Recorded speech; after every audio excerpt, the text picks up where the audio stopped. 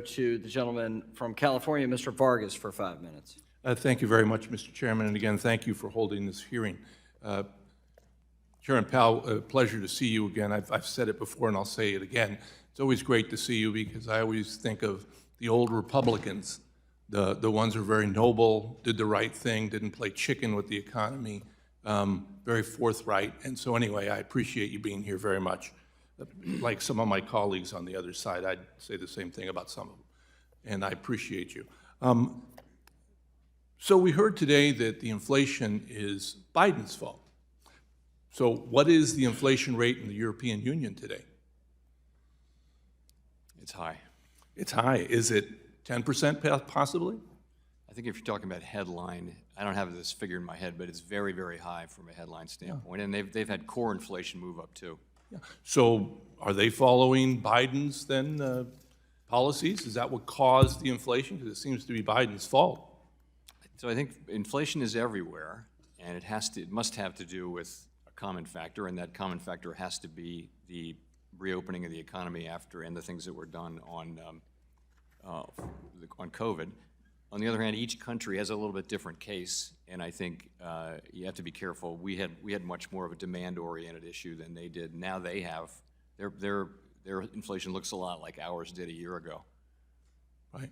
Yeah, I just had to bring it up because again, Mr. Sherman brought it up. But it's interesting every time I hear inflation is caused by Biden. I wonder why is it all over the world? I mean, it's not because of the pandemic, of course, or Europe's at war. I mean, that wouldn't cause it, of course. It'd have to be Biden's policies. That's ridiculous. And I think the voters saw through it last time. So I haven't been here 15 years as my good friend, Mr. Foster. I've only been here 11. But when I first got here, the boogeyman, and I heard it all from my friends on the other side, was Dodd-Frank. Dodd-Frank was going to be the end of banking. And in fact, some of my colleagues would almost scream how horrible this was. And then we got the bankers up here during a real stress test, which was the pandemic. And we asked them, has it been helpful to have Dodd-Frank? And you know what they said? Do you know what they said? I don't. Oh, they said it was helpful.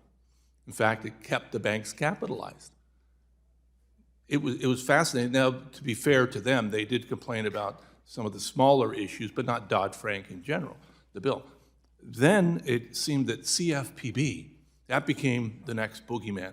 But they're starting to seem to fade on that, and I think the reason for that is the CFPB has actually helped so many people that now a lot of their own constituents now are getting helped by the CFPB, so all of a sudden there's not quite the energy. So now they're attacking ESG.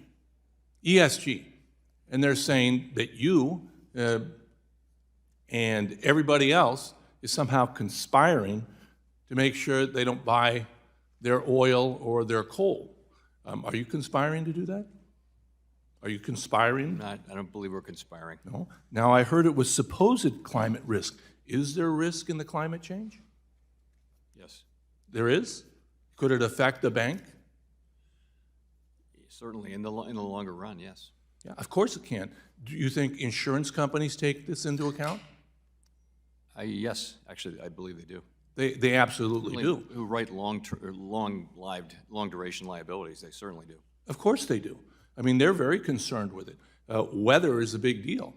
I was a vice president of Liberty Mutual in their corporate legal department, and I can tell you weather and the changing of the weather, we used to have what we call catastrophes. And these catastrophes happen every 25, 50, 100 years. Now those 25, 50, and 100-year events happen every 5 years, every 2 years. So of course it is. I mean, it's ridiculous not to take a look at these ESG factors. We have to. And again, I'm glad that you guys are taking a look at it because it's real. I'm glad that the president's taking a look at it. And it's sad that my colleagues on the other side just want to stick their head in the sand and say, no, climate change is supposed climate change. No, the reality is it's real climate change, and it's costing billions and billions of dollars, and if you don't believe it, go ask all those poor people in Florida that had those huge hurricanes come through and wipe them out. So again, I appreciate very much the work that you've done. The only thing I hope is, as you said, if we ever see this pitch again, we'll know how to swing at it, and I hope we don't get the pitch of defaulting, because I'm not sure we'll know how to swing at that one. So thank you again, Mr. Chairman. Thank you for being. Thank you. I yield back. Gentleman yields back.